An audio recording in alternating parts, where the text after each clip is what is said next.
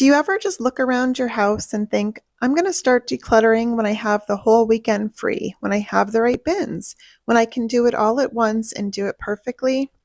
If that sounds familiar, you're not alone. So many of us, myself included, can carry this heavy pressure to make our homes look spotless, organized, beautiful, but sometimes perfectionism keeps us frozen. Instead of making progress, we end up overwhelmed, guilty, and stuck waiting for the perfect time that never seems to come. The truth is, decluttering doesn't have to happen in one huge, exhausting project. It doesn't have to be perfect to be powerful. And in fact, the real transformation happens when you actually just start right where you are. Each and every small step you take builds momentum, eases the mental weight of clutter, and gives you visible progress you can actually feel in your home. Even if it's just one drawer, one corner, or one bag, those little wins add up. Progress, not perfection, is what creates the calm, clutter-free space you're craving. So in today's video, we're going to break down how perfectionism holds us back, the common excuses we all use to avoid getting started, and some simple shifts that will help you finally move forward. If you have been waiting for that magical all or nothing moment, this is your reminder. The perfect time is never going to come, but the moment you choose progress, even if it's messy, is the moment everything begins to change. So let's get started. So this is the closet that my husband and I share. In the beginning, I showed you a clip of what our old closet in our other bedroom used to look like until we switched with one of our kids. Now, I am very thankful to have this closet. It's just an area that we have not been able to completely get organized the way that I would like to, but that is a plan to eventually do. I'd like to either hire someone or have some sort of like closet specialist come in and kind of give us some recommendations. So if you have any good recommendations of a place to go for that, I know IKEA probably has a lot of good options, but it's just not something that we've had in the budget yet. So I'm just doing the best that I can with trying to keep it organized and going through it more regularly. And I also don't want to invest a ton of money into it yet, just because I know that this is not how it's going to stay. But even though it's not perfect, my husband and I's clothes fit in here pretty good. We're able to access everything. It just takes a little bit more work to kind of get it organized and to keep it organized. In the past, I would not have taken the time to come in and do this because, again, it doesn't look perfect. It's not completely finished the way that I would love it to be. But that doesn't mean that I can't get in here and make it a little bit better with the time that I had and the things that we have available to us at the moment. Now, this is the utility area that I have in the basement, and I wanted to take a few minutes to kind of clear out a couple things that were not being used, and I wanted to show you what it looked like when I first started. This was when I actually first put the shelf together. I was super proud of it because I had so much stuff and everything was neatly organized, but as I continued to use it, I realized it was way too much for me to manage, and I had to figure out a better system. So then I invested in some extra bins from Walmart. They were not expensive, but it did help me to kind of categorize everything and put them into using the container method from Dana K. White and just being able to keep what I needed in those bins in the container so I could actually know exactly what we have. Now, this is a couple years later. You'll see I have nothing really surrounding it. I used to have tons of things to the right of it and tons of things in front of it at all times. So I'm actually working through all of the products that I have in these bins. A few of them I do kind of restock as they kind of go down, but a lot of them I am not restocking. I am actually just trying to use them up, and I will figure out a different item to put into the bins as it's needed. So these things here we can't actually use because of our septic system, but I wasn't ready to throw them away. As you know, I'm into preparedness, so I kind of think that they're a good thing to hold on to just in case we did need them for something in the future, if we lost power or something. So I'm just going to throw those into the closet for now. It is kind of like a Monica closet, if you know that reference, but eventually we will get to working on that closet as well. But I also had all of these Blue Land things that I had purchased, I think the end of last year. And I've always had to move the seltzers off of them to get to the items that I need. So instead of doing that, I'm just going to make space on the shelf for everything. That way I can see exactly what I have and it's a lot easier to access. One of the biggest mindset shifts that helps with decluttering is realizing the power of just starting, even if it's not going to be perfect, because here's the truth. Waiting for the perfect time or the perfect system usually means we're never actually making progress, but when you allow yourself to take even a small step, you get to experience some amazing benefits right away. You're going to build momentum. Once you get started, even if it's just with one drawer, that sense of accomplishment motivates you to keep going. You're going to relieve the mental weight. Clutter is heavy, not just physically, but emotionally. Each small area you clear out gives you a little bit more peace. You're going to create visible progress, even if your whole house isn't perfect, which believe me, mine is not. That one space that you decluttered becomes a daily reminder that change is happening. You practice letting go. Decluttering is not about perfection. It's about learning to release what no longer serves you. Starting imperfectly gives you practice, and you'll gain confidence. Every small win proves to you that you can do this and that it does not have to be overwhelming or all at once. When we redid our basement, we added this little shelf here, and I do love it. It just took a couple minutes to clear it off. Again, just clearing off some of that extra clutter, giving it a quick dusting, and just kind of getting rid of some of the things that we were not using makes the area look a lot more tidy and a lot more inviting when I'm down here doing laundry or anything else. I also like to have a pair of scissors, so I used a quick command hook that I have a little bin for, and I just hung those up so I always know where they are and they're not going to get lost. And the scent beads I have not purchased in years. I just had bought so many a few years ago that I still have, I think, two left. The one that I just opened, and I have one more left.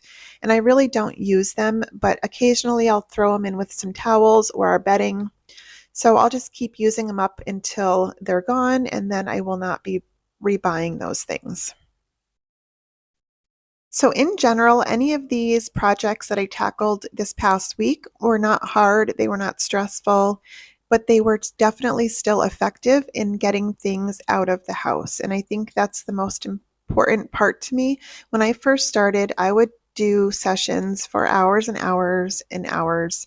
And I really burnt myself out in the beginning just because I had so much stuff and I would spend so much time trying to declutter that it was really difficult for me to keep up. And like I said, I burnt myself out and I ended up having to stop for a couple of months because I went too hard. So here's my spice cabinet. And again, we're not doing this to perfection, but I just wanted to go through and fill up some of the things in here that had gotten low, some of the things that we use on a regular basis to make my everyday life a little bit easier. It's fine if you're going to do it like one at a time if one empties out to fill it up, but for me, I just find it easier to kind of pull everything out once everything is getting low, and then I can just fill it all up at the same time, and then I'll be good for another few months to continue cooking, and it makes the process much easier. I was also able to go through and get rid of some things that we no longer use, some spices I just don't like anymore, and get those out of the cabinets. And again, not every container is the same. Not everything in this cabinet is perfect, but it functions really well for myself and my family, and that is all that matters. I was just thinking about this the other day is my home has never been cleaner or more organized, and I've never had to do less cleaning and organizing than ever before. In the past, I remember on my days off of work, I would write these huge lists of all of the things that had to be done.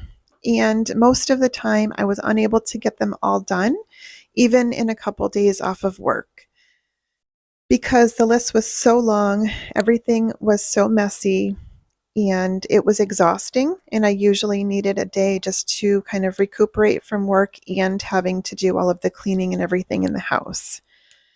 These days, I can honestly do almost nothing for a couple of days.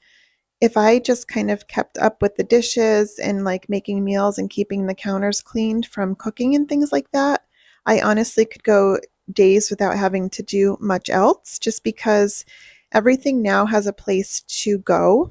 And the family members know, when they're taking something out to put it back where it goes. And that's a very easy thing to do now because everything is so organized. And I'm not saying that as a way to brag or anything. I'm just saying it is possible if right now your house is a mess and it's very stressful. Eventually, if you just keep up with the decluttering and getting things out of your house and finding different systems that work for you, you too can eventually have the peace and the joy that that brings. Most of the time, I set things up on my Google Calendar to remind me, say, when to wash the dishwasher, when to run the cleaning cycle on my washing machine, when to clean the coffee maker. All that stuff is just automatic, and I do it without even thinking about it. And then I have plenty of time to do all of the deeper cleaning things that I never actually used to get to before because I was so focused on just the surface level cleaning that had to be done. A lot of the deeper cleaning stuff was not getting done. And when I started kind of peeling those layers back, I saw just how dirty things actually had gotten, and it really kind of helped to keep me motivated to keep going, keep decluttering, and get the house under better control. I always think this is the perfect time of year to really kind of get things decluttered. I don't know what it is, but the fall is perfect timing for me. And then I like to spend more time organizing after the new year rolls in. I don't know what it is, something about the weather. I just like to kind of get everything nice and organized in January. But I hope this has given you some motivation to start small, even if you don't have all of the right bins or the tools or the time. Just kind of start small and realize that even small projects can make a difference. I've got everything restocked except for a couple things that I'm out of.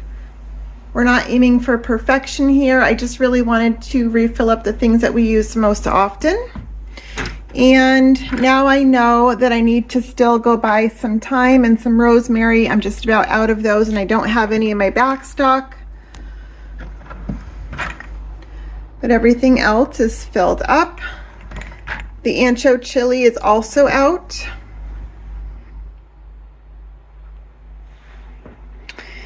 And then here's what I'm going to get rid of. I don't like this taco seasoning. I have not been using it. This is old. I don't like the Aldi brand of seasoned salt. We've never used this. It's probably really good, but I just don't know what I would use the ghost salt for. I don't like fajita blend, so I'm going to empty that out and I'll clean the jar for something else. And this is old. I'll get these washed up and we can use them on different jars. I apologize. I actually thought I was recording, but it was not. A lot of my sauces were making their way down to the third one at the bottom, and I wasn't able to put the things there that I needed to. So I just went through and took a few things out to make some more space. I still need to go back and clean out the refrigerator before I go shopping again, but I knew that that wasn't happening in the next couple of days. So I just wanted to kind of come in again, see what could be taken out in a pretty short period of time to make a little bit more room, to get the things out that were expired, and to make it easier to see what we have left to cook up before we go to the grocery store. If you have any special tricks to keeping your condiments under control in the refrigerator, I would love to hear them. It's just something I struggle with, so I have to kind of go in more often to get rid of them. But something about, I have that entire right-hand upper shelf filled with condiments, same thing with the doors, and I would love to be able to figure out a way to actually work through them or have less of them. Okay, I got chili crisp on my white sweatshirt, so I need to go get this in the laundry, but let's see how many things we've got here. Okay, 3, 4, 5, 6, 7, 8, 9, 10, 11, 12, 14, 15, 16, 17, 18, 19, 20, 21. So that's 21 items for today. The apples I will just use on a simmer pot in the stove. I almost forgot, I pulled these out of the shower. They're both empty. One's for the kids, one is mine. So we're gonna check off another 2 here for this week. Let's see how many things we have for week 5. Yesterday we did the refrigerator and the spice cabinet and got rid of quite a few things there. But let's see how many things we can get rid of today. So trash, 1, 2, 3, 4, 5, 6, 7, 8, 9, 10, 11, 12, 13, 14, 15, 16, 17, 18, 19, 20, 21, 22, 23. So 23 more things are leaving the house on top of what we did yesterday. So let's get our chart and see how many that is total. For this week, and I think that that is incredible.